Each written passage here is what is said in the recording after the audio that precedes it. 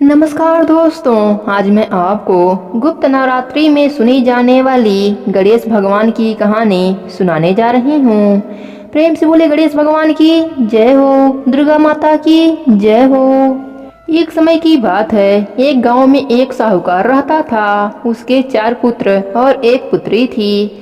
साहूकार के बेटे बड़े थे, इस कारण उनकी शादी हो गई। घर में 4 बहुएं आ गईं। चारों बहुएं कोई भी व्रत करती तो व्रत की कथाएं सुनती। व्रत के कथा के अंत में वह गणेश भगवान की कथा भी सुनती।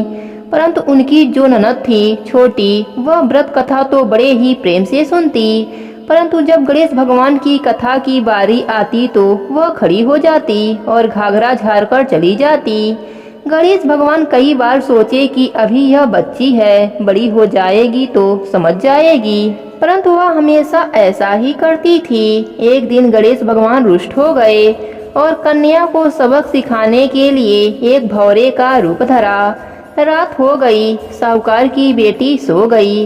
रात के जैसे ही 12 बजे भौरा आकर साहूकार की बेटी के कानों में गूंजने लगा, बोलने लगा कि भाव भाव मैं भौरा हूँ, साहूकार की बेटी को कलंक लगाने आया हूँ, भाव भाव मैं भौरा हूँ। यह बात सुनकर साहूकार की बेटी जाग गई और दुखी हो गई और सोचने लगी, मुझे कलंक कौन लगाना चाहता है, मैंने तो कोई गलत कार्य नहीं किया, फिर ऐसा कौन है। वह रात भर यही बात सोचती रही, उसे नींद नहीं आई। सुबह उठी तो वह किसी से कुछ नहीं बताया, वह डर गई। सोचा पता नहीं क्या बात है। ऐसे करते करते कई दिन बीत गए, उसने किसी से कुछ नहीं बताया। इसी सोच के कारण वह कमजोर होती जा रही थी। एक दिन उसकी माँ और भाइयों ने पूछा, हे बहन, तुम इतनी कमजोर क्यों होती जा रही हो, क्या बात है, ऐसा क्यों हो रहा है, क्या कोई बात है, हमें बताओ।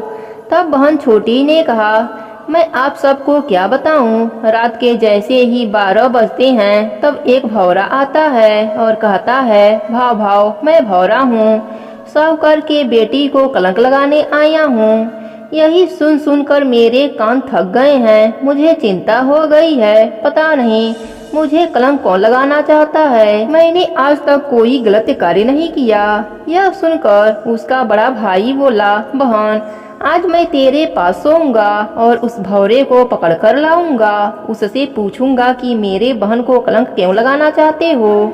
इस प्रकार उसका भाई पहरा देने के लिए एक कोने में बैठ गया। रात के जैसे ही 12 बजे तो उसके बड़े भाई को नींद आ गई, वह नहीं जाग पाया। सुबह उसकी माँ ने पूछा, बेटा तुमने भौरे को पकड़ा क्या। बेटा बोला, नहीं माँ, मुझे पता नहीं कब नींद आ गई। फिर दूसरे दिन दूसरा बेटा पहरा देने लगा, पर वह भी 12 बजते ही सो गया और गणेश भगवान भौरे का रूप लेकर साहूकार के बेटी के कानों में आज भी गूंजते हुए चले गए। साहूकार की बेटी तो जागती ही रहती, उसे चिंता के मारे नींद नहीं आती। तीसरे दिन तीसरा बेटा पहरा पर बैठा और वह 12 बजते ही सो गया। गणेश भगवान रात के 12 बजे भौरे का रूप धारण कर साहूकानी के बेटी के कानों में आज भी गूंज कर चले गए। सुबह माँ के पूछने पर वह भी कहा, माँ मुझे भी नींद आ गई थी। तब साहूकारनी ने कहा, मैं ही अपने बेटी की रक्षा करूंगी। तब उसका छोटा बेटा बोला, माँ आज मैं पहरे पर रहूंगा। साहूकार का छोटा बेटे का नाम गणेशा था। वह गणेश भगवान का परम भक्त था, जो भी कार्य शुरू करता पहले गणेश भगवान का नाम लेता, फिर काम शुरू करता। माँ ने कहा, ठीक है बेटा, आज तू भी देख ले। चौथे दिन चौथा बेटा बहन की रखवाली के लिए कमरे में गया और बहन की रखवाली के लिए जागता ही रहा। रात के 12 बजे तब उसे नींद सताने लगी तो उसने निश्चय किया, मैं नहीं सोऊंगा। फिर उसने सोचा, क्यों ना गणेश भगवान के नाम का कीर्तन करूं, जिससे निद्रा माता मेरे पास से चली जाए और मुझे नींद न आए। फिर वह गणेश भगवान के नाम का जप करने लगा, जय गणेश जय गणेश जय गणेश।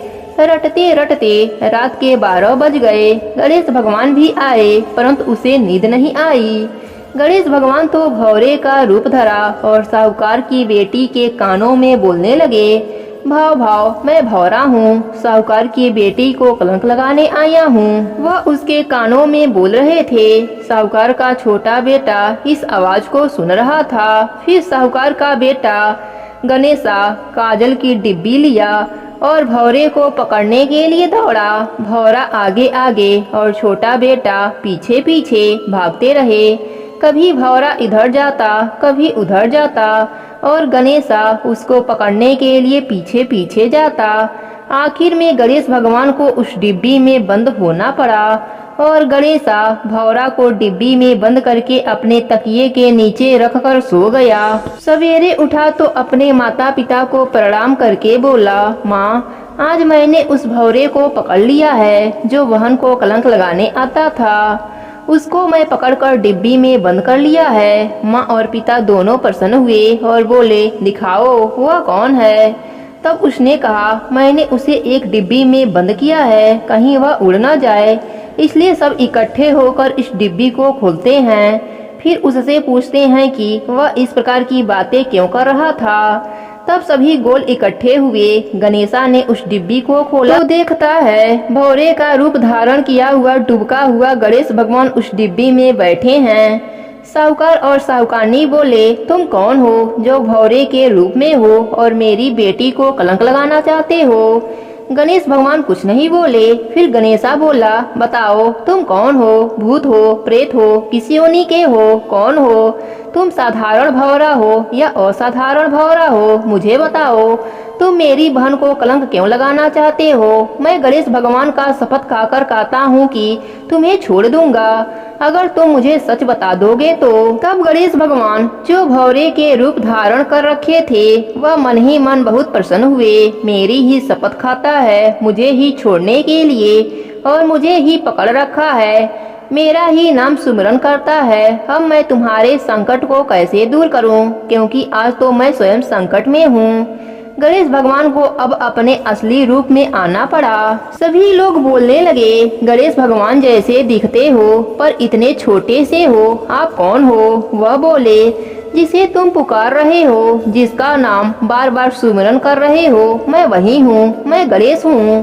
तब साहूकार का छोटा बेटा बोला, अगर आप गणेश भगवान हैं तो आप इतने छोटे से कैसे हैं, हमें बताइए, आप मेरी बहन को कलंक क्यों लगाना चाहते थे। तब गणेश भगवान ने अपना रूप बढ़ाया, वह डिब्बी से बाहर आए। गणेश भगवान ने वह रूप दिखाया जो माता पार्वती जिसके दर्शन करती हैं, शिव जी जिनको गोद में बैठाते हैं। ऐसे गणेश भगवान का दर्शन करके सभी परिवार वाले उनके श्री चरणों में गिर गए और बोले, हमसे बहुत बड़ी गलती हो गई जो हमने आपको डिब्बी में बंद कर दिया। परंतु प्रभु, आपको भौरा बनने की क्या आवश्यकता पड़ी। आपने इतना छोटा सा रूप क्यों धरा और मेरी बेटी को कलंक क्यों लगाना चाहते हैं।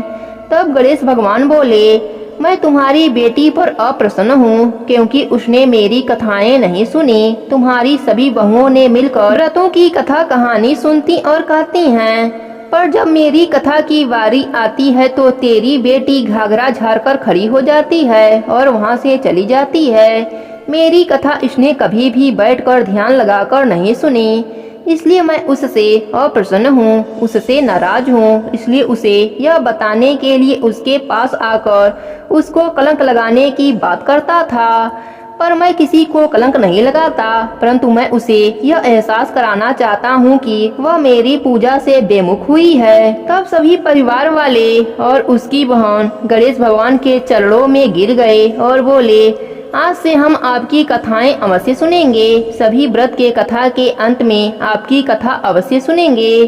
गणेश भगवान प्रसन्न हो गए और बोले, आज के बाद जो भी मनुष्य मेरी इस कथा को सुनेगा मैं उसकी सारी संकट दूर कर दूंगा, उसका घर अन्य धन से भर दूंगा। इस प्रकार गणेश भगवान की सभी लोग जयकारा लगाने लगे। गणेश भगवान साहूकार का घर अन्य धन से भर दिए और अंतर ध्यान हो गए। हे गणेश जी महाराज, आज जो भी आपकी इस कथा को सुन रहा है उसके व्रत को पूर्ण कर देना, उसका घर अन्य धन से भर देना। अपनी कृपा सदा बनाए रखना। कहानी अधूरी हो तो पूरी करना, पूरी हो तो मान रखना। प्रेम से बोलिए गणेश भगवान की जय हो, दुर्गा माता की जय हो।